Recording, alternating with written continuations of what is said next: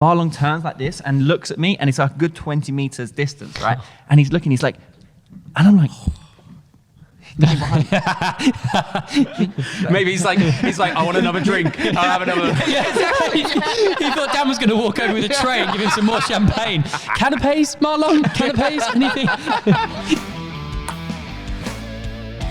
So, new podcast, guys. Quiz of the Was year. that the start? It's Is been that a how we're while, starting isn't it? this? Yeah, this is great. Hasn't it been a while? It's been a while because we haven't been in this setting. We've been all over the world. It's true. Doing The boys, podcasts. the boys are back in town. Yeah, I haven't seen you for a great. long time actually. Probably about 6 or so weeks, I reckon. Obviously, and then we were all at the Waldner Cup. Which That was cool. fun. Fantastic, Fun. wasn't it? Really good. Well, I thought we'd do it. I mean, spoiler alert, this is probably just going to be a catch-up between mates rather than a table tennis-focused podcast. But I thought we'd probably sum up, because quite a lot's happened in the last, 4 months. And, I mean, first place I reckon we should go is you got the chance to play top division Bundesliga. Yeah, that was wild. Talk to us. Yeah. How did that even come about? Tell us the story, because a lot of people keep messaging on Instagram. Oh, how did this happen? I think people are fed up of it now, to be honest, about hearing about it. Yeah, you did milk it a bit, but that's fine. Yeah, understandable. yeah, absolutely.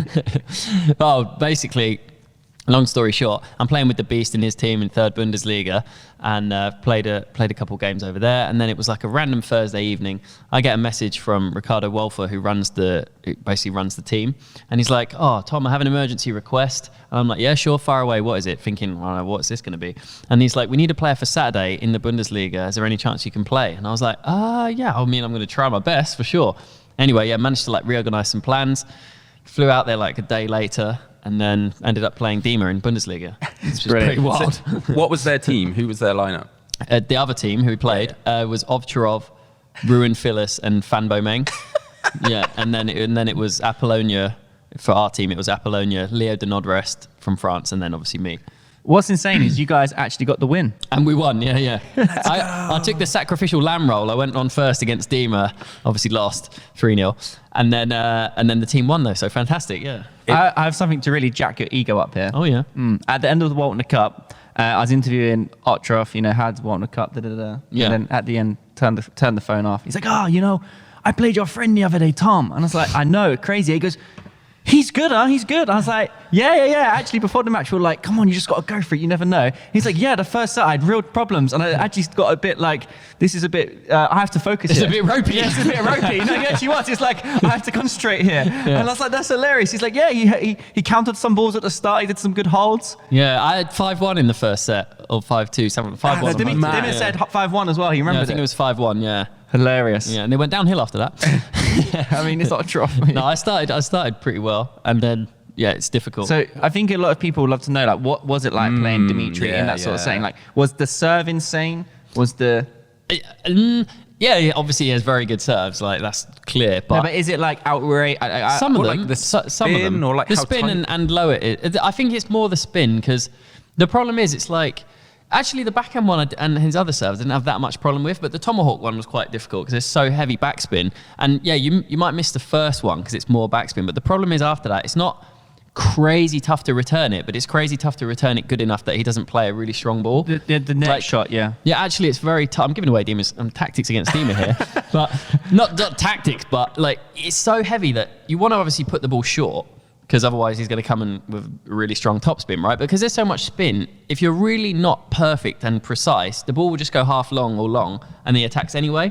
So I can see why a lot of players are just better off just pushing long against him, because it's so tough. I asked Ryan Jenkins once, because Ryan Jenkins obviously played many players, and he used to coach me a lot when I was younger. And he said, when you go on, I was going to say he's coaching the Luxembourg team at the minute, right? Yeah, and he's actually got a real. He's very driven to get to the top in his coaching career. He's really on it, and he is the problem you have when you play these top guys is they can give you actually a very standard float serve, but it's if you don't receive anything well, they are so strong in the third ball that any serve becomes good, because you're so scared of their next ball that then you're tensed on the receive. So then a basic float, Dan Chu said a lot that he just does lots of float serves because he just wants someone to flick it in and he can just topspin. Just play weak, because it's much easier to play on a bit of backspin on the serve, it's much easier to play a strong return, like really hack it long or like touch really dead. It's like playing the chairman. He's got the best reverse in the world. You just receive it. And you're like, that's great. That's great. I'm in now. He does a reverse long to four, and you can't top spin. It's going to go under the table. You just got to push it back. Yeah.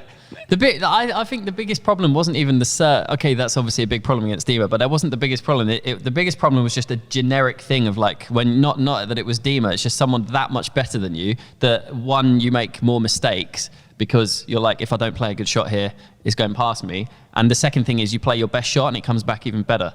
And you're not ready for it. Yeah. So sometimes I played like what for my level was a good point, and I was like, I've done 2 good shots there, and you're not used to playing that level, so you're almost not ready for that next ball, and it's come back, not just come back, it's come back to the corner or line with good quality. So that was not because it was Dima, just because he's so much higher level, you know. Am I right in? So we can't show. We don't have the rights to the footage, the actual broadcast footage to show on here. But can we show like? We can show some clips from my vlog. Yeah. I guess we can link it in the description. Yeah, anyway, absolutely. right? If you want to check it out, you did a vlog on it. Yeah. You did get some of the footage, didn't you? You was allowed for your Instagram. Yeah. Yeah, well, we'll link to that. People need to check it out. People can watch the vlog. Yeah, that's a way to see it. Yeah. So I basically just took my phone around the whole weekend and just kind of like did a behind the scenes, like me traveling out on everything about it. So it's quite cool. Did it feel like surreal? Like, yeah, definitely. Like to go down and serve and then look across and it's Dima just staring at you as well. Yeah, it was quite surreal, definitely. The whole experience, like, because he's quite intense as well, like on the court. Yeah, he's got intimidating, like he's got a big characteristic stance to the table. You know, he means business. I got rid of it early doors. So I won the first point rather, and did if only I won the first set. Did a massive show on like the first point. I was like, I got rid of it now, and then I think maybe that's where Dima was like, oh, okay. Yeah, no, hilarious. Like, this guy's showing against me. Yeah. Who is this guy? Yeah. Even we sat down with Patrick Francisca, didn't we? I think in Montpellier, just for lunch, and it was like the week after, and he was like, "Oh, I saw your friend was playing Dima on the live stream. I was watching it." And we were like, "Yeah, he was doing great." It's funny. I've had a few people say that they saw it, which is cool. Yeah. You know, you talk about like you were talking about differences between you and Dimitrij there, right? Yeah. Which you were saying a lot of the stuff. You know, if you did this, it comes back with more interest, etc., etc. But what is kind of crazy is that that's what the pros say when they play like Marlon or Fajadong. Yeah, exactly. Yeah. In it, there's so many levels to this game.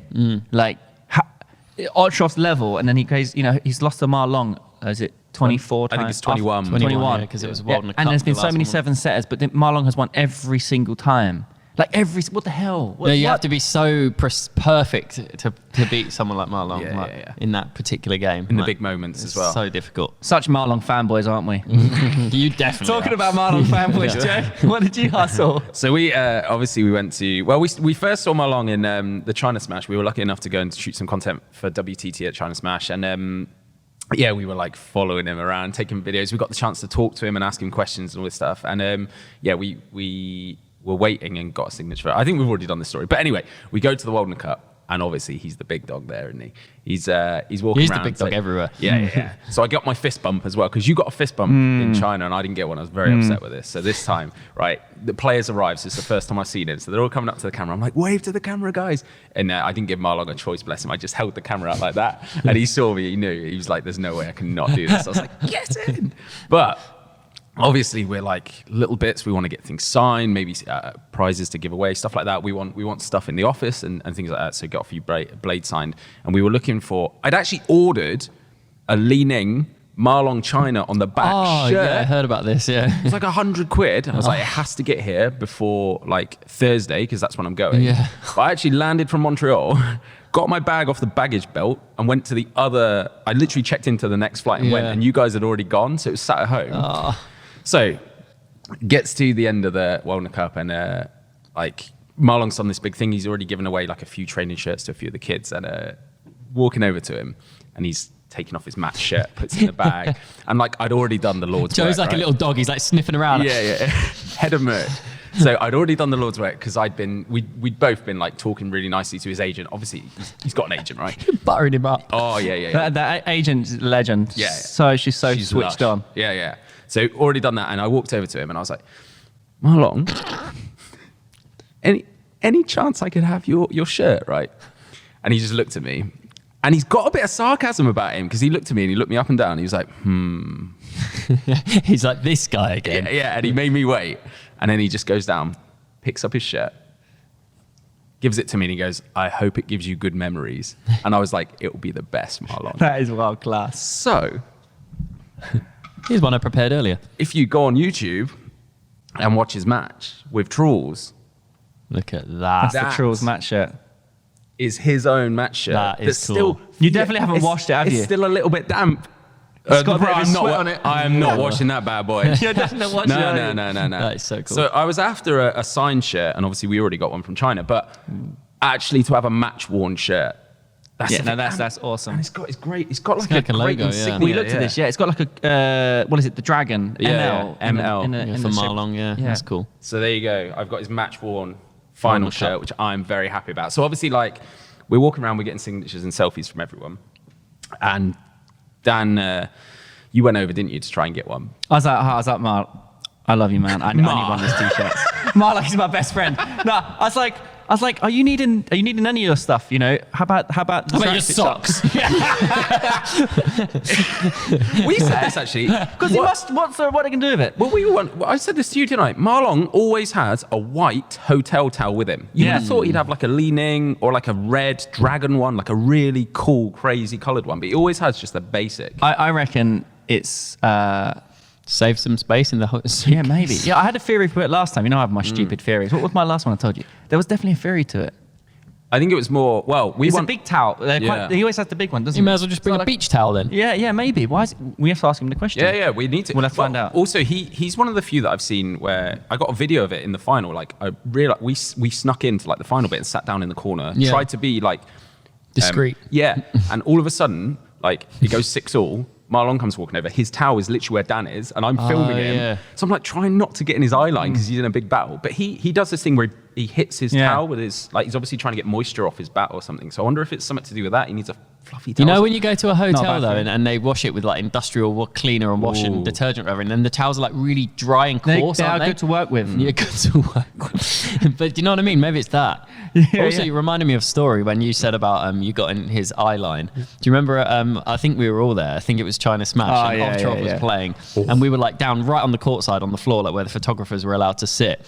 And Dimitrij swapped sides, and we were like directly as he was looking to return serve, and Dan was like, "Oh no, we don't want to." I think he was losing 1-0. Yeah. And there's 5,000 screaming fans in the building, but for sure he's clocking us in the corner. He spotted us that. Damn it, Tom and Joe again. And he's a big guy, and like we said, he's very intense. Like he's all dialed in. So yeah, the last thing you want to do is take him out of that moment. Yeah. Absolutely. So yeah, so I said, Ma, look, I love that tracksuit top. It's amazing. He's like, oh, it's really cold. I need to wear it now. But are you coming to the after party, which is at 9 p.m. or something, right? And I was like, yeah, I can be there. He's like, okay, I'll bring it for you then. I was like, His okay, English this is great. really good. Really good. No, his Yeah, English is it's- perfect. yeah, Bro. He was tons. saying that, come to the after party.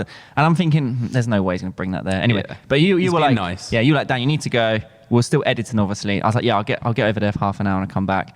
So I rocked up to it, and it was so fancy. All the players are in there, like It was at all their suited hotel, up. right? At the hotel, this posh place in Oslo, really nice. And all the players are like suited and booted, and I rock up in literally like this, like my trainers, like coming from the venue. Yeah. I just looked an absolute state, and I've rocked up in there, and I'm like, oh god, who do I talk to? I don't know anyone. Like I had no players in that, but they're all like sitting in their Doing stuff, corners, yeah. they're doing their thing. And like Marlon's right in the center, you know, he's like course he is. he's like the main piece of the whole Yeah. venue, plush as hell. And I'm like standing on my own. A lady's just giving me like this drink, and then Marlon turns like this and looks at me, and it's like a good 20 meters distance, right? And he's looking, he's like, and I'm like, Maybe he's like, I want another drink. I'll have another. Yeah, exactly. He thought Dan was going to walk over with a tray and give him some more champagne. Canapes, Marlon? Canapes? Anything? Yeah, he's like, I'll have the bill, please. Can I comb your hair? Anything for you, sir? so I did this dreaded walk. The bill, please. Imagine that. He thought Dan was a waiter. Yeah. Oh. So I've had to do this walk, right? And he's like watching me the whole time, like, oh man, this walk felt like a mile. Yeah, Get the to walk him. of shame. Yeah, get to him. And then I'm like, I can't see any top there. And I'm like, well, and out of nowhere, he's like, hey, look, I got you your top. I was like, oh my God, thanks so much. This is amazing. Yeah, So he gave that's me the cool. top. I'm like, wow, this is amazing. We took a picture together. And then he signed it. He's like, oh, let me sign. He already had a pen there as well. Like, Mark actually had a he pen. knew what you wanted. Yeah. So he signed it. This is great. And the best thing about it all, though, was he gave me a high five. And it was like a high five of like, you know, like was like an high-five, acknowledgement. Yeah, it was almost kind of like, I know you worked hard all week here. You followed me. We got all the videos that we needed. Everyone's happy. Forget worked hard on the event. Oh, you worked hard for that tracksuit, man. You worked hard No, for he that just gave signed me like tops. this massive high five, and I was like, wow, great, cheers. And then I was like, have a great night. And then, yeah, that was it. I'll tell you what it probably was, really. He just had one too many glasses of champagne. Maybe. And he was just a bit like, oh, yeah, I'll Yeah. give him the tracksuit. This is It's nice, though, isn't it? beautiful, though, isn't it? So where's I like the Team Asia bit. That's cool. that. So what are we doing? Very unique. Are we giving this away, Dan? Yeah. This is going to go This in the is- ball in the ping pod. Yes, it's beautiful. That's cool. Yeah, But I actually think we were very respectful because like some of the players. So that was the first time I met Shin Yubin and Jang Woo-jin. Shin Yubin's just the most lovely human being ever, right? They're so much fun. She was knocking on the match table, like warming up. There's like you said, thousands of people in the crowd. And then I brought a little kid over who was in like he was like 5 or 6 in a full Marlon get up. So I was like, come and sit on the player's bench. Like we'll get a close up view and all this stuff. And she just comes over. She's knocking mine. She's like getting ready for the matches. She just comes over. She's like, hello. And like posing all that stuff. Like beautiful human being. So she was really cool. And then Jang Woo-jin might be we could get him He's very here. funny. If one of us isn't around one week, we just get him in. He's hilarious. Yeah, even though his English is pretty limited, he'd be great. He's unbelievable. So like those guys, you can throw a camera up in their face and they wouldn't mind. But obviously Marlong's like, and Chen Meng, exactly the same. Like you want to kind of back off once they're in serious mode, right? Absolutely, and actually, we did that. Yeah, I'm hearing from the agent and stuff. They're actually really focused when they play. So like when we got the tracks and all sort of stuff, this is after the event, and he was actually much more relaxed. But during it, they're very focused because they get a lot of media attention. And in China, table tennis is so followed. Like there was millions of people watching that event and all the events he's played all year. Like millions of people. You know, when Marlon posts an update, there's like 7 million. Likes and comments on his social media. It's real next level. Like this is an example of how popular Marlon is, right? Joe, you wasn't there at the airport arrival, right? Yeah. Was you there? No, this was crazy. So okay, I don't know if you know the story. So we're in the back. We're outside. We're in the arrivals hall. Yeah. So Marlon's arrived with Waldner, and the idea is to get a really nice video shot of them coming in, a quick interview. You ready for Waldner Cup? Two rivals, fantastic. So they come through. However, there was 30 like screaming fans and with cameras behind them. What they had done was flew to another airport, bought tickets to the event, but they found out it got leaked that his arrival was 8:30 p.m. in Oslo. Fans had gone to another airport, flew into Oslo, and waited in the baggage area. Not outside, in the baggage area. Before the arrivals So hall. they had to collar him. He had nowhere to hide, right? So he's actually getting his luggage. Waldner was like, there was 30 screaming fans around him in the baggage area. And he's like, what's going on? Did and you he's in just say Oslo. buggage? Luggage. But what's it called? Baggage. Did I say baggage? Yeah. It won't surprise me. It's a mixture of baggage and luggage. Yeah. The baggage area. Yeah. And like that's insane, right? That's mad. For an event So what like happened? they were just there taking photos, asking for signatures, like all over him. And then there was a little group of fans in the arrivals hall Yeah, as well, yeah, weren't yeah. they? Major Marlong fans who just like flown in for the event. Yeah. When was wild. I got to customs, when you have to hand your passport in, and the guy was like, "What are you here for?" I was like, "Oh, I'm here for a ping pong tournament." He was like, "There's so many of you here for this." I was like, "Oh yeah, our version of like Leo Messi and Cristiano Ronaldo's here, so like everyone's flying in for it." Yeah, a guy that played in the ping pod last night, Nick, he goes to Oxford University, and he said there's a girl in his class, right, who is obsessed with table tennis because he brought it up once. I played table tennis, and she's like, "Wow, I love table tennis too." And he's like, "All right, cool." You think it's just some random person that plays maybe at a local club, right?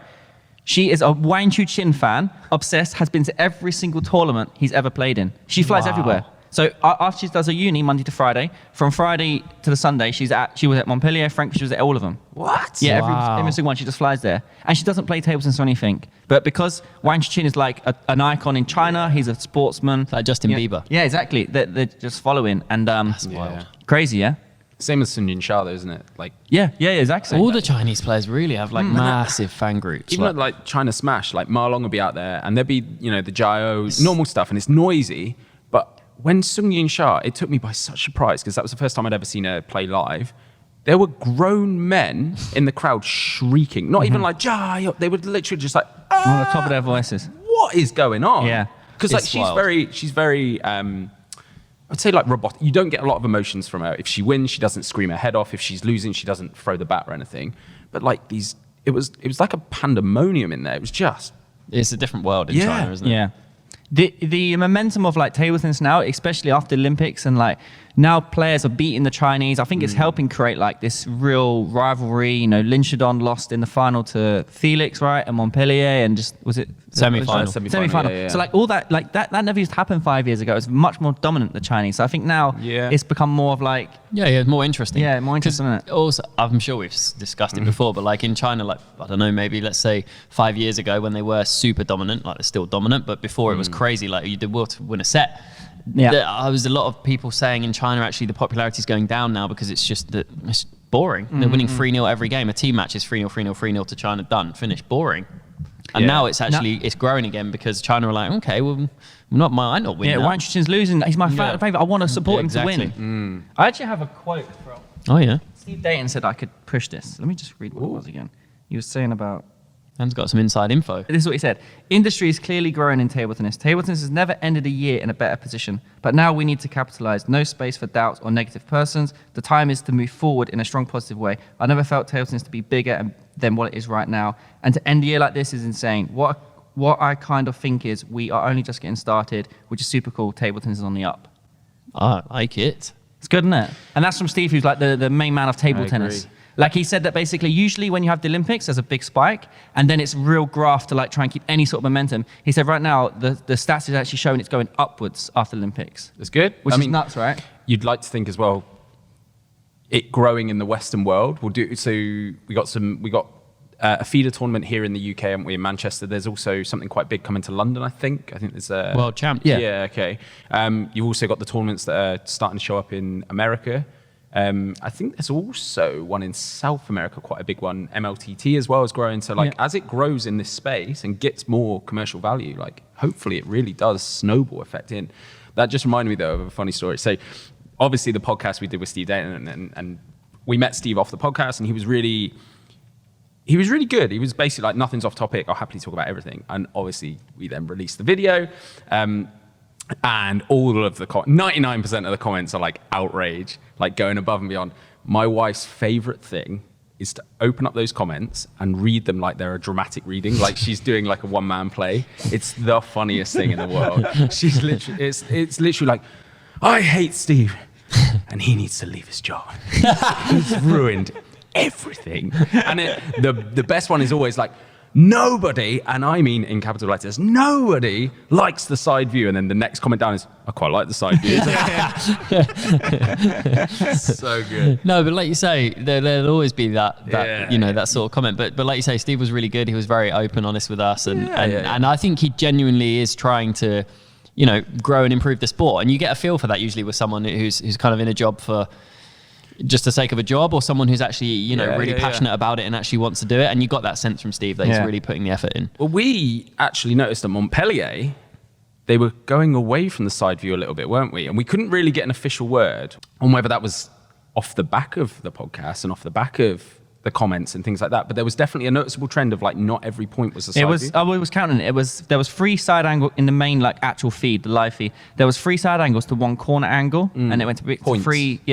So 3 points was side, and then 1 point was the corner. 3 points was side, 1 point was corner. So yeah, definitely it was added in. I think that we'll see less of the side angle in the future. I mean, there's been that much feedback from fans, and, I would imagine so. The side angle is good when it's there, but it needs Not the as the main combination. angle. It's like watching any sport. If you watch UFC from just one position, or any sport, right? Even in football, you have the side angle, right? But it's always tight up on like you see like Ronaldo like doing a step over, and they zoom right in on him, right? So like I think just the variation is what's needed.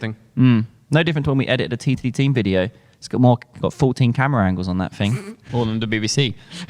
Going on to that, we're going to jump ahead a little bit. We got something coming up this Saturday that's going to be live on YouTube, right? Do you want to talk about that? But is this podcast going to be out before then? No? Yeah. Will it though? If it's not, it's not. If it's not, then you've already watched it. All right. Yeah. TTD team knockout this Saturday. Yeah, it's a big one. And who's It's always playing a in big it? one. Yeah, it's always a big one. It's the biggest event of the year. Just maybe, just slightly ahead of the Waldner Cup and WTT's China Smash. Yeah.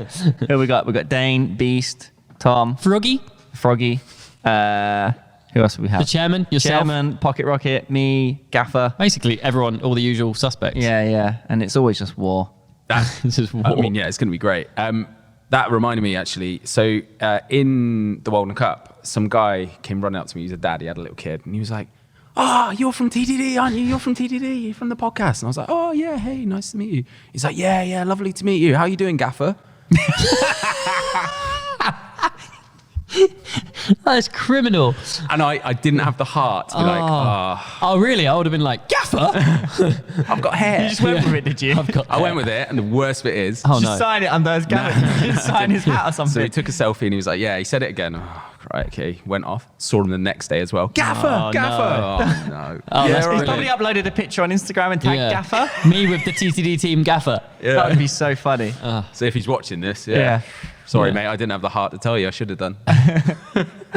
What about you were talking about coming back from Montreal earlier, and then you met someone famous out there. Yeah. So Oh, yeah. I guess I spent like 5 of the last 6 weeks out in Montreal working, and part of it is like I take my bat. So before I used to go to It's so subtle. I'm just trying to take my bat. You're hustling around there for every That was practice. so subtle. He slipped that He's in. probably getting 4 multiple sessions a week in the. No, it was the way he did it subtly though. He wasn't like, so I brought along my bat. He was like, yes, I took my bat. I bet you are getting a lot of sessions out there, aren't you? No, Come no. on, because there's a good club near you when you're there, isn't there? There is, but Go I on. actually hadn't been there I didn't go for the last 6 weeks. So basically, it's at the end of a metro line. Then you got like a hour-long walk across a park to get there. So it's a bit of a pain, right? And it's really, really cold. So I'm like, ugh. So it got to a Friday once, and I was like, I just feel like blowing off some steam. I'm gonna there's got to be another club. So found a club. Shout out Echo Table Tennis Club in Montreal in Snowdon. It's like your stereotypically beautiful local league venue, right? It's in the basement of a church. There's condensation everywhere. The floor's slippy as hell. The lights are awful. This isn't a great promo. Sorry, Echo. Echo tells us, nice shout out that. But you know what I mean? Like it's not where you'd go to get like a proper sesh, but it's like a proper community. Everyone's really sweet. You know, they're all playing with each other. And so I went there and I wasn't even gonna go, and I was like, I might as well go. So turned up about 10 minutes in, and someone walked through the door. Big entourage of people, and I was like, didn't recognize any of them. So I was like, maybe it's like an ice hockey, because people crowded around and were taking selfies and stuff. I was like, maybe it's an ice hockey player. So anyway, takes off his jumper, starts playing. I turn around, look, and it's Steve Aoki, Mad. famous DJ, and obviously known for slinging cakes like Tom Brady, 80 yards and smashing people in the face. So I'm like, so I sent you guys a message straight away. I was like, guys, I'm in like the parallel universe. I'm in this club, and Steve Aoki's just walked in, so I'm going to try and like get a selfie with him and play with him. So he's really, really nice. He's playing lots of games with everyone, taking selfies with everyone. So I wait till the very end. I do like the Marlon thing. I sit there very politely, and I get to him and I'm like, would you want to knock? And he's like, I'm really sorry, I got to go. Like I've got a gig in like half an hour. So he had a sold out gig in Montreal. That's crazy. I'm like, and like the cars just turn up, and his team are trying to get him out the door. And I'm like, no, okay, all right, cool. And then he's like, we'll just have one. So anyway. So he hits the ball on. Then he starts to realize I'm quite good. So like now we're having a rally. So I'm basically like dropping off, lobbing for him, and he's having the time of his life. He's good, right? Yeah, he's good. He's pretty good. So he's got like the ping pod set up in his own house. I've seen and that. Everything. Yeah, he's literally built a ping pod in epic. his It's epic. house in a like an outbuilding. It's mad. It's awesome. So yeah, so anyway, we're having like this rally, and he's got to go. And but anyway, he comes over to me. I got it all on video as well, because I was like, no one's going to believe this. So he comes over to me, and he's like, oh man, I'd love to have this video. And I was like, yeah, do you want me to like send it to you on Instagram? He's like, no. Here's my phone number. So I'm at this point where I've given Steve Aoki my phone. He's typing in his phone number into WhatsApp, and he's like, just hit me up on WhatsApp anytime, mate. Send me the video, send me a message. And he's like, would you mind training me? So I'm like, Train me. I'm like, how long are you in Montreal for? And he's like, I fly out tonight, but I live in Vegas. Like, could you come over there? And I was like, well, I live in the UK. And he's like, it's even on video. He's like, we'll work it out. So now I'm already 10 steps ahead in my head. In my head, I'm like, I'm going to quit my job. I'm going to live Your in new Vegas. job is Steve Aoki's personal coach. Like, I'm going to live in Vegas full time. I'll just live in his ping pod under the table. Yeah. With a sleeping bag. So anyway, yeah. So I said to him, I was like, the big tournament coming in Vegas. And he spoke to David at Ping Pod. He was like, yeah, I know about it. We'll have to meet up. So we're definitely, if we do get the chance to go out, we'll go and use that connection. TTD video. But yeah, so anyway, so I send him the video on WhatsApp. I'm like messaging everyone. I'm buzzing. And he's like, I'm going to put it on my Instagram story.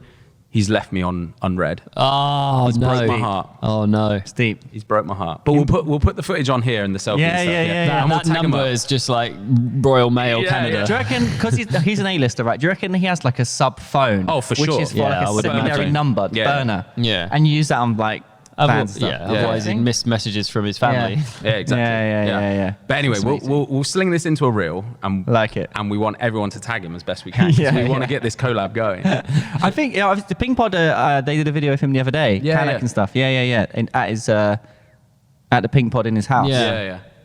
I love it when you're like big time like Steve Aoki. You're like, right, I love table tennis. I should build a Ping Pod in my back garden. Why not? But the wildest thing is, so there's a guy at Echo called Eric, who's a great guy and TTD fan, so that was really cool. And but he texted me the next day, he was like, by the way, I've just gone through my photos. David Guetta was there, sat on the side, and no one even batted an eyelid. That's insane. Like, what? Yeah, he was just sat there. That's wild. Minding his own business. Yeah. That's because obviously Steve's playing and the attention's on him. I have heard though that like celebrities, they get a kick out of like not being noticed. Yeah. So like he's probably, I don't know, he might have a cap on or something. But like, you know, when people are aware that it's a celebrity, they just get absolutely tanked, right? Look at Ma Long, right? Even just Ma Long, for example, in a table tennis setting, it's so insane. So when you're someone like Dwayne Johnson or, I don't know. Ronaldo. Yeah, Ronaldo. Dan Kay, have you heard the story about him and Hermione Granger? What's her name in real life? Emma Watson, yeah. Hermione Granger. Yeah, this is really weird, but I heard, like, my brother used to work in this club called Ping, and she likes table tennis. Okay. And she was playing there, and that... Yeah. Everyone's volume just blew. Just blew everyone's headsets. So she's like playing there for her mates and that, right? And then like she's in London for the whole week, and then apparently she's like running around London disguised. Is she? And yeah, she went to Dan Kay's show, and they've done like £100. In Covent Garden. In Covent Garden, yeah. Wow. And he said he knew it was her. I don't remember that story. No, I have to ask him. Yeah, but like she would be disguised all week, and like she gets a kick out of like not getting recognised. Because you know what can you do when you're that famous? Like you just it must be awful. Imagine how mad it is. Like Ma Long in a table setting. Like if she's walking down Piccadilly People Circus, like you two climbing all over him. Joe, head of merch. I've got my head in his bag. You know, like when you come back doing the shopping, you got a dog, and they just head straight in the bag. That was me. So when Ma Long goes back to China, he's got something missing. He's gonna be like, he's gonna have Joe. He's gonna have carpal tunnel from signing so much stuff for us. Yeah. He did something very clever though. Like there was a point where he's obviously trying to sign everyone's stuff and take pictures with everyone, but it would take that long that he just takes a big group photo. Did you see that bit? And that was really clever. He was like going, okay, no, this is too long. Let's take a big group photo. And then he had like 50 people behind him. Yeah. So everyone's in that photo, which is really nice. But that's cool. By the way, you said Avada Kedavra. I can't believe you missed the chance to say Pingardium Leviosa. Oh, that would have been good. Yeah, I wasn't that ahead of the game. I need Adriana Diaz back on the podcast for the Harry Potter stuff. I was Polkanova. I heard Sophia Polkanova is like a massive Potterhead as well. Yeah, we'll have to when we see her in WTT, we'll get her on. Didn't she get married? She got married in Harry Potter themed wedding. That is pretty awesome, isn't it? That is, yeah. That was cool to see Adriana as well. But she lost her suitcase, didn't she? Or it didn't get delivered? It didn't arrive. Yeah. Probably Joe. He had the package claim. What merch can I have off Adriana? Yeah. Got a new bat. Got a lot. Her skirt doesn't fit me right. Joe turns up with a super Viscari ALC. Goes to play. Here I am. I'm Adriana today, guys. Yeah. All the gear. And a new backhand punch. If I could get that thing. You know what? I was watching her and Bernadette Sock's training, and it was mesmerizing. It was ridiculous, the level of skill. Adriana was blocking, and they would hit like 50 ball rallies. And the feeling, I was like it didn't make sense. No, it's crazy. And like Adriana's blocking, right? And every now and then she would like punch or counter, and then she's one of those players who's like, okay, maybe not in training because they're doing like set drills, but in matches she always has crazy mad points. And she does like crazy like chop blocks and punches and spins around and stuff. Even the match against Chen Meng at the Waldner Cup, Chen Meng's obviously beaten her and the better player, but the ones that Adriana did win were ridiculous, and she hit like 5 or 6 like showstoppers. A no-look forehand up the line was one of them. There were some crazy ones. I was coming to that actually because I was obviously we've been editing through the highlights to go onto YouTube, and so Truls is on the bench of Team World and Adriana's playing, and I'm not kidding you. It's like watching Dan at a TTD team thing. Like Truls is like jumping off the bench. Like Adriana does a chop block, she's spinning around. Truls is like, he's like getting so excited. It was so good to watch. Like you see Adriana's like doing these mad rallies, and in the background you just see Truls like. It's so funny. Yeah, they were brilliant. Adriana is like a female Truls though, with her style and the shot she pulls off. Actually, quite similar style in a lot of ways. Yeah, the flat hits. Guys, that shot that Truls pulled off though, we do need to just discuss this. Yeah, it broke the realms of reality. It didn't make sense. What's makes weird is it sense. starts off like an action replay from the Fanjindong chop up and under thing he does in the Olympics, but then it goes to another level. No, it does. Because It does. if you're Kirill, right, you hit that ball and you're like, yeah, don't try that on me, kid. Yeah, but and always, whenever you hit that type of ball, 100% of the time you do win the point. You whack it away. And, you know, in the last 100 years of table tennis history, right, that ball has never been received.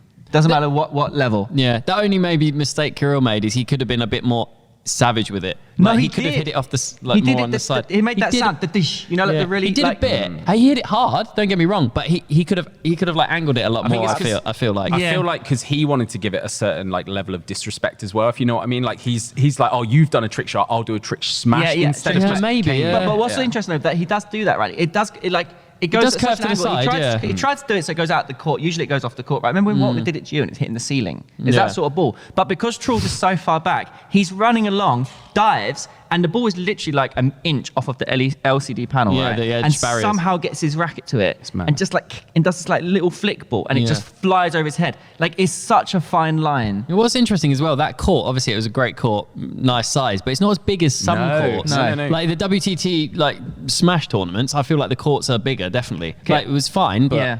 it makes it even more impressive. He cut his knee. Truls cut his knee because like the bottom he? of those LED boards are he like had a load of blood they're on his quite leg. sharp. Yeah. Oh, I I'll didn't show the know that photo. part. Yeah. So he actually, if you watch it and zoom in, he catches his knee right on the edge. Yeah, and it's like a I feel like it's totally worth it though. screen. Oh, absolutely. Yeah. You do it again. We and interviewed again. him after it and he talked about the shot. And yeah, you could see all blood coming down his leg and stuff. We did try to recreate it that evening, right? Because I was like, right, let's just try and recreate this point to see what it was like. And when I did the up and under, the chip and charge, whatever you want to call it, right? I'm running back. And then like when Joe does this, it took a long time to get to that bit, right? When Joe does the Kirill smash and it shoots over, it's such a ground to cover. Like Truls actually dives as well. He has to really lunge. And I kept missing I couldn't even get to it. And I'm having to sprint. And I'm like, how has he done this? Like, It was crazy. in the It moment. was a bit similar to like Toy Story 3 where Woody's like trying to get on the plane and he's like has to jump on Bullseye and he's like, giddy up, right, like the wind. That is Bullseye. exactly like similar. And Truls had to do that part yeah, to get to the ball. Yeah, in a match setting. Crazy. No, it's insane. And it goes to show like the ability of these pros, you know? Like we played that paddle what was it called? Paddle something. Paddle table tennis. Oh, Paddle ping pong. Yeah. Paddle table ping pong, tennis. right? So we played that and I had a couple points against Truls.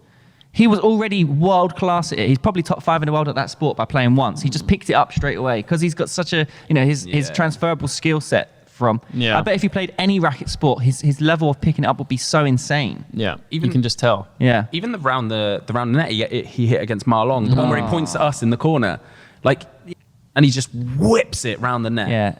He's so loose. I actually got a video. I was going through the footage to like give you. There's a great video of like just before the event starts, and Marlon's basically waiting behind the curtain. He's really respectful. He's like arms behind his back, and he's just focusing up. Like, and then I just pan right, and you see Truls and Waldner shooting 3-pointers with ping pong balls into a bin. And it's like does not surprise me at all. the like juxtaposition of like the goat Yeah. who's just like focused up and these two just literally having fun. But that's why But then- Truls is so good. But also then that comes back to like you have to know your own way of how you Yeah. prepare. Like Truls probably wouldn't be. His game style isn't like crazy serious. Oh, don't get me wrong, he's serious as in focused and wanting to win, but he has to have that creative, fun vibe to his style. Like for example, Ovcharov's like the total opposite of that. I would say he needs to be like really drilled in, focused, and just fully concentrated. Whereas Truls is actually probably at his best when he's a bit loosey goosey, you know, having fun. I was just gonna say the Waldner Cup actually did something really, really good. So they did two things that I think were like world class, which was an hour before the event started. Say the event started at 2 local time. At 1 p.m, fans got let in, and you could go and sit in the main arena, and all the players were coming out for warm ups on the main court. So you literally got to see Marlon, Chen Meng, like Training and practicing. and train, and that's the best bit. That's better than the matches, right? Because Yeah. they're super loose. They're going around the nets, all this crazy stuff. And then they also did the backstage camera stuff, which was class. They showed you the warm up. Marlon's like warming up on the table before he goes on. And like after Dima and Marlon played, there was a really funny moment where it went back and like Waldner's breaking it down with the both and everyone's laughing. Like we've never got that level of exposure to these guys before. I appreciate you can't really do it at WTT. That's a different Yeah, it's a kettle lot of fish, easier, right? like In a team events, smaller though, and and also intimate in event. a team event as well. Like you got the players warming up with each other, so they can. Yeah. There's no threat there. Like in a singles event, it's a bit trickier, isn't it? Because you got like the coach with the player or whatever. Yeah. And But there was Yeah. the reason why I brought that up. There was a moment, I think, where Adam on comms is like, and the next person up is Truls Morgard. He's going to be playing blah blah blah, and it cuts to backstage. Truls is just led on his back on the table, I saw that. playing on his phone. It's Yeah. Yeah, I remember that. Who knows? Maybe he was reading tactics, but Yeah. somehow I don't think so.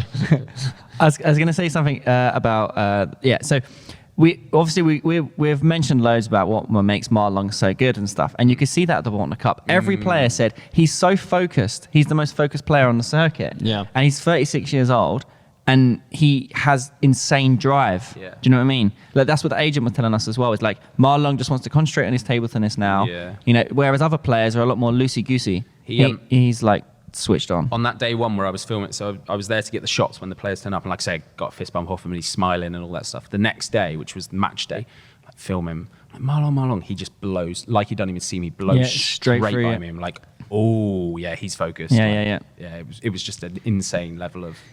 It is, and then Kirill said as well, because we uploaded a video of them training. Kirill was like, he just doesn't miss. I came off the training knackered like I played a 7-setter just because he does So not funny. miss the ball. did I tell you about what Kirill said about his backhand thing? I don't think so, no. Okay, this is cool. So I was like, I interviewed Kirill at the end. I was like, Kirill, you've just been hanging out for Marlon for 2 days. He's like, I know, right? It's insane. I was like, yeah, this is insane. Bear in mind how good he is, right? He's technically one of the best players in the world. He's a great Like, technically fantastic. You know what? Sorry to interject, but I feel like he's one of the most criminally underrated players. out there. yeah. He doesn't get much, maybe because he's not from like a traditional table tennis country, but he's like Kazakhstan's not really known for its big sports stars in general. But yeah, he's unbelievable. Yeah, but maybe in a year or two or something, he might just start exploding on the circuit. A couple of big wins in the right moments, right? And then before you know it, he's. Well, he gets lumped. He's in the Asian Championships, right? For as a Kazakh. So That's tough. If he was a European, then he'd be right up there with the top 4 or 5, right? He beat Hugo at Waldner Cup. Like, that's how good this guy is. Yeah. So he's you were gonna say. So I was like, right. So how's it been? Your captain's been Marlon. And he's talking to him in Chinese. Like, Oh, yeah, he speaks Chinese. It's perfect. So I'm watching them both just chatting away, and you can tell Kirill's just like picking his brain. And he goes, you know what? I rocked up and I was like, okay, I'm hanging out with Marlon for 3-4 days. Okay, it's important I try and take something from him because I need to learn from him, right? And I need to take something. And I was like, all right, yeah. He goes, firstly, I couldn't believe how consistent he is. Like, I was trying to do exercises with him, and I was just getting out of breath really quickly because he just doesn't miss the ball. That's insane. So, like, like when you're training and someone misses a block or something, you can pick up the ball. He says, that doesn't happen with Marlon. He just doesn't miss. So it's up to me missing to have a breather. I was like, okay, wow. And then he goes on about his backhand, like, he thinks, like, he's like, oh, my backhand technique is good. But when I was watching Marlon, like when Marlon was training Chen Meng, I stood right next to Marlon and I was looking at his hand and what he was doing. And he was saying, like, he thinks the way he holds the racket with his thumb and finger and his thumb's really in the middle, he's saying it like he has like this like glided smooth contact, which makes sure he's like, he never gets a thick contact. Really it's like clean a every time, like. smooth, clean contact. And he said his left arm is key to it because his left arm is here. It's like the ball hit his left arm a couple of times in the match. Did you see that? So his left arm is like guiding like the ball. So when he's playing down the line, his left arm is going there. Yeah. And when he's going cross court, and he's like, I tried doing that. I did it straight. I was like, let me try it. And I was like, oh my God, my feeling is so much higher. Like, and he's touching the ball differently. That's it. It's interesting, yeah. Francisco, like, that style is like keep the elbow still and you pivot from there. Whereas Marlon's is almost like it extends. Yeah, it's just like, I don't know. I don't know. I mean, we would have to watch his interview a bit more and try and understand what he's trying to say, but he felt like he understood it. He understood the contact that Marlon was doing, and he was saying that's why when he's in a match, you'll never see him out of position. Like, Marlon hasn't been out of position for 10 years, right? Like, everyone's out of position in every set. It doesn't matter who you are. But you said the point where he won the set against Truls, I think his first set. Oh yeah, that you one's put nuts. it in the group where like Marlon does a serve, Truls comes in with this amazing like forehand dig out to wide backhand. It's disguised as well. Yeah, and Marlon goes to play the forehand because he thinks it's going short, and then just adjusts. Yeah, adjust straight away, and it's that looseness to be able to adapt, right? Whereas if we were in that position, we'd be stiff, and then it would catch us out. Yeah, lean, and Kirill was saying like because his left arm is always in front and his weight's forward, because he has like this really loose ability with like the finger and thumb, he can really quickly adjust, and that's why he's not out of position. Because he can, like, whereas even Fan Zhendong gets out of position, there's a bit more tension with this area. Yeah. Whereas Marlon seems to be loose, but then there is tension on the contact. But yeah, I mean, it's like, that's why when he's blocking and stuff, you can see there's like this cushioning. It's like, you know what I mean? When Good Marlon dwell time on the dwell contact, time. Yeah, there's like a feeling on the block. Whereas most players just like, clump ding, it back. ding, ding. He's like, look at the chairman. touch. Yeah, exactly. Yeah. Chairman's stiff as an iron board. Maybe stiffer. Yeah. Let's put a vote in the comments. What's stiffer, chairman or an iron board? Yeah. So, yeah. Chairman. We love you, Chair. So, you know, like, even when Ma Long is doing a forehand drive, it looks different to other players because there's like this touch on it. Do you know what I mean? Yeah, like, yeah. It's weird. It's hard to explain. It's like he's being nice to the ball. Yeah, but Korea was saying he generally thinks it comes down from the finger and thumb part. And like he's mastered the touch. So he's concentrating on this part rather than everything else. Yeah. But I don't know. I mean, we need to maybe get Kirill on the podcast. Let's get Kirill on the podcast because you know what? We need him on a show and pick his brains for Marlon for those 4 days. He'd be amazing. Also, like he's a super nice guy. Like speaks Chinese as well. We could get some good, interesting insights from that as well. What I liked is he was like one of us though. He literally was like a fan boy. He was like, I think most players are like that with Marlon. Yeah, absolutely. It's different. Yeah, even probably Chen Meng is training with Marlon all week. Like, this is great. Okay, Chen Meng knows Marlon so well on the same team. But at the same time, you can learn so much. He's the GOAT, so you can learn. And Waldner, we asked Waldner in the podcast, who's the greatest? And Waldner was just going crazy about how good Marlon was. Yeah. He's definitely got an aura about him as well. Like, really, like but he, equally, like, when we spoke to him the few brief times, like, he's one of those people that gives you his full attention. Like, you can tell he's giving you his full attention. Yeah. Which is like really quite endearing as well. Because like sometimes, you know, if you met a Ronaldo or whatever, like they're not really paying attention. They're huffing and puffing. It's hard for them to pay attention though because they're getting heavily bombarded all day long, right? So it must be difficult. You can usually tell though, like the way they are. Like Marlon's very humble. He's very like down to earth. Humble. I think that's why he's got a great following as well because it's his personality. Like if Marlon was arrogant and like, you know, taking England the BBC Sports Personality Award, Marlon will win that every year. You know what I mean? He comes his personality comes across so well. It's what's also really weird is like the photographers have taken pictures of Marlon, right? Yeah. And normally you have to like remove 10 pictures of a player because like they all just look like dodgy, ropey, and you get one good one. Every single one of Marlon's is good. Well, it's because you say, like you said, he's never out of position, so everyone is just like looks lovely. Everyone is good. Yeah. Everyone looks technically perfect. You're like, well, that's a great shot. Whereas other players, like, there's a lean there, delete. You know what I mean? The face is squeaking. The face is squeaking. Like his just it's. He turned up in his black suit as well, didn't he? He looked like a Bond villain. He looks so suave. It's ridiculous. Yeah, it's good. He was great. Yeah. Have you ever seen that picture before of Janjika shooting and Marlon all suited up? Oh no. No, it's insane. I bet it looks good. It's the most iconic photo. Zuzim played Chinese. He Super did League the other day, didn't he? He got some good results. Yeah. At Shuxing's level, it wouldn't surprise me. He can just rock up. I'm pretty sure he'd won like 7 out of 8. Wow. Like, yeah, it was good results. He had his shoulder was a bit dodgy though, wasn't it? I saw I'm not surprised with that forehand. Also, I saw this morning that Zhang Jika, after 15 years like affiliation with Butterfly, is now stopped due to some like contractual obligation agreements or something, licensing agreement. He's now Donic. So Zhang Jika, even though he doesn't. What? Yeah, he's now with Donic. Donic? Janjik is now with Donic. There's a picture of him in a Donic shirt online. I saw it this morning. Yeah, it's really weird. It looked weird. I know he has an academy, I think, in China now, and so does Shuxing. They're doing a lot to the sport, like giving back and creating these like which hubs. is great. Yeah. Anything else on Waldner Cup? Anything? Trying to think. Who? It was the first time I'd spent any time with like Hugo, and he was like the most. I bet his parents are superb because he's got the most. He's the most kindest, polite, well-mannered guy.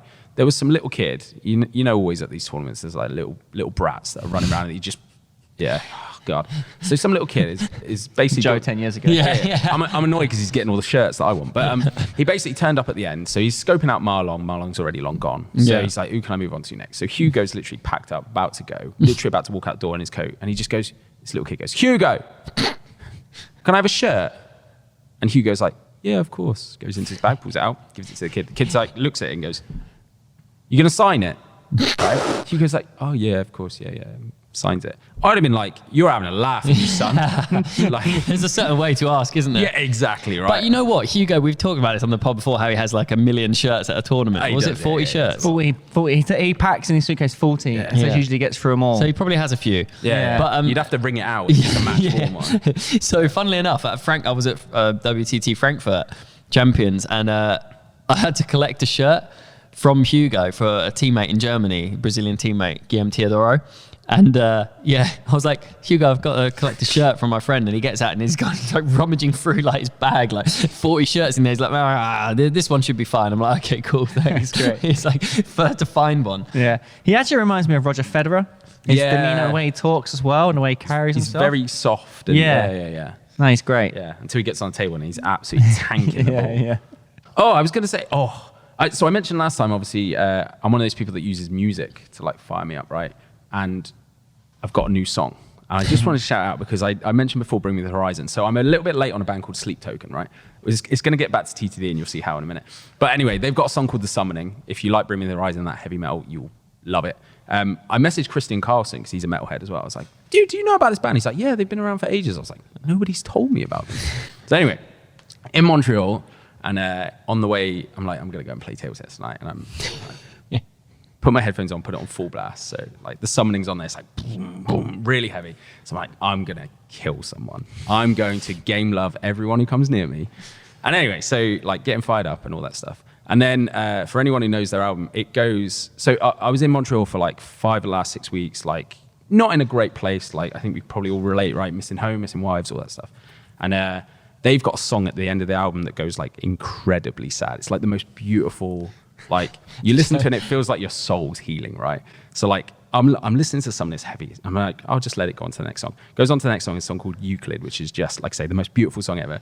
And I'm on the metro. It's full. It's like 5:30.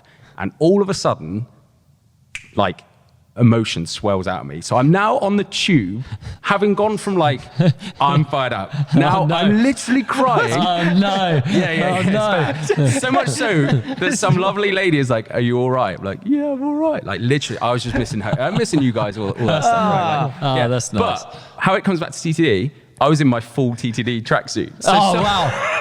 So some person on the metro must be like, what the hell is this? We're going to end up in like a tabloid newspaper next week. There's like a shot of Joe, like a picture of him on the tube, like TTD breaks down on tube. Yeah. I'm gonna launch a lawsuit against you guys, TTD cleaners. I'll get that mile-long jacket. The case is going to PR. Yeah. So anyway, if you listen to the summoning, it's beautiful, but make sure you don't go onto Euclid because it might make you cry. Yeah, make sure you got your box of tissues ready. It's what table tennis does to you, doesn't it? It makes you smile and cry at the same time. It's the most frustrating game in the world, I swear. Oh, it is. But that's why we love it. Do you think that is why we love it? Because it's frustrating. Maybe. It's addictive as well, isn't it? Yeah. I think, I remember someone saying the reason why people love table tennis is because when you hit a good shot, there's a great feeling to that. Yeah. And you get it quite a lot, like, it's like instant feedback as well. Yeah, exactly. Whereas, like, let's say you're playing team sport, football, you might not touch a ball for 30 minutes. Yeah. You know what I mean? Or 20. Or you win, but you have a bad game kind of thing. Yeah, exactly. Or you take 10 shots and, like, they're all average, and then maybe 1 in 100, you sling it in the top corner, Whereas in table tennis, much dopamine there. Yeah, exactly. Whereas table tennis, even if you miss a backhand flick, you're going, how did I miss that right? Next time I want to get it on. And then you get it on, there's a reward to it, you know what I mean? Because just getting the ball on the table is a massive win, right? But then conversely, that's why it's so frustrating as well, because you might hit 10 bad shots in a row straight in the net and you're like, why? Exactly. And so you've got both ends of the spectrum. Yes, and like when you're like, oh yeah, I played great yesterday, but now I'm playing terrible, right? I think one of the reasons for that is because of all the styles in table tennis, right? When you talk to professional players, like Waldner said, the reason why he thinks he was one of the best ever is because he was so good at playing against every style out there. Yeah. Right, every style. And this, so like, if you play someone that you play would normally well against, or a certain attacker, you might have a great game and say, oh, I played really well today. But it might be because the style of that person allowed you to play really well. It's all perception as well. Whereas you have another game, you're playing maybe a chopper or someone, and then you in the evening, I had a terrible game today. But you have to go, why did I? Oh, actually, because it's the style. This person's style stopped me from playing well. And so I think there's a lot of it that comes, because when we talk to these pros, they all seem to have the same thing. Being able to adjust to different styles is a really important factor, because there's so many in table tennis. Yeah, isn't there? Yeah, having like a game, like a plan B, plan C, plan D. Yeah, just being adaptable. Just being adaptable is so important. I also think the reason why the pros now are doing well against the Chinese players is because a lot of players now are using more tacky hybrid rubbers. They're able to adapt to the Chinese style. Let's say the Hurricane free players, like the Chinese players, that's a style, right? They're all very similar. Yeah, like it is a style. It's class. It's a style. When they play Dimitrij and stuff, it's tough with the older rubbers that were tensor rubbers, which just fly off. Now they've got grippier top sheets.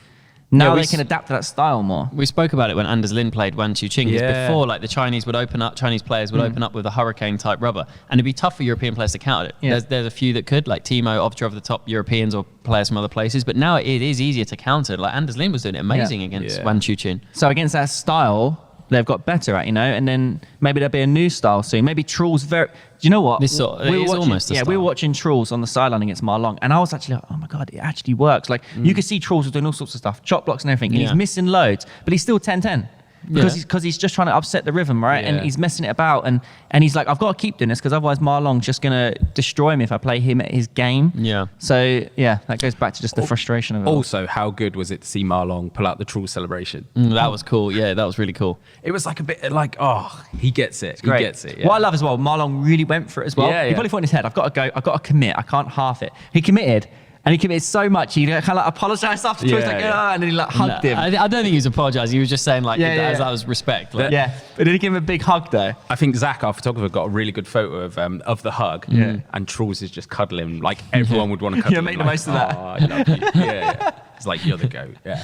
All right, sign us off, Dan. Yeah, no, great. We're good to be back, guys. I know we've got another podcast coming out in a week or two time as well, where we're going to discuss the best moments of the year, right? Which would be fantastic. And yeah, of course, subscribe to this new channel, guys, TableTennisDaily Cast. We're almost on 2,000 subscribers.